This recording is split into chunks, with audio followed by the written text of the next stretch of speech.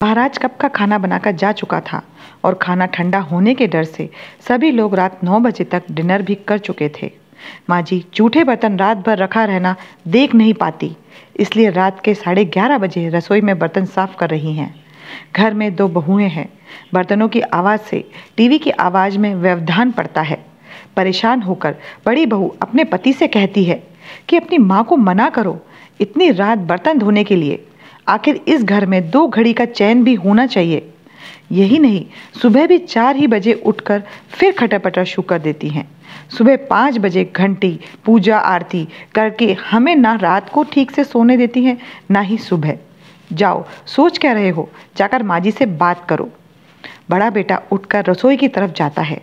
छोटे भाई के कमरे से छोटी बहू की बात करने की आवाज़ सुनाई दी तो छोटे के कमरे को खटखटा देता है।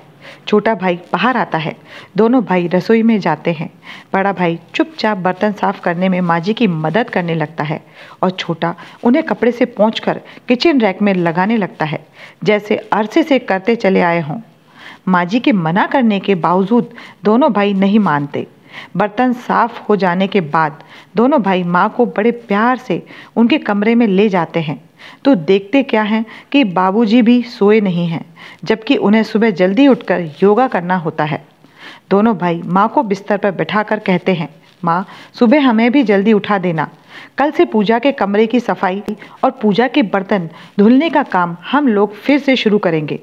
उसके बाद पिताजी के साथ योगा करेंगे।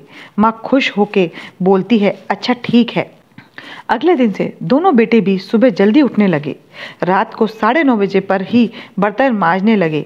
पत्नियों ने जब पूछा, माताजी तो करती ही थी, अब आप क्यों बर्तन साफ कर रहे हो, तो ये जवाब मिला कि हम अपनी शादी के पहले भी माँ जी की हेल्प करते थे। हम लोगों की जल्दी शादी करने के पीछे एक इच्छा ये भी थी कि माँ जी जीवन भर ये सब जिम्मेदारी अकेले उठाई है। बुढ़ापे में उनको थोड़ा आराम मिलना चाहिए। खैर, तुम लोग ये कार्य नहीं कर पा रही हो तो कोई बात नहीं, लेकिन हम अपनी माँ की सहायता करते हैं तो इसमें क्या बुराई है, आखिर हमारी माँ है। अगले 3 दिनों में घर में पूरा बदलाव आ गया। दोनों बहुएं शाम को जल्दी बर्तन इसलिए साफ करने लगी कि कहीं उनकी पति न करने लगे। धीरे धीरे घर में कार्य संस्कृति का विकास हुआ तो वे सुबह भी पतियों के साथ ही उठकर पूजा का आरती में शामिल होने लगी। कुछ ही दिनों में पूरे घर के वातावरण में बदलाव आ गया और घर में माँ जी बाबूजी का बहुत सम्मान बढ़ गया। माँ का सम्मान तब कम नहीं होता जब बहुएं उनका सम्मान नहीं करती हैं।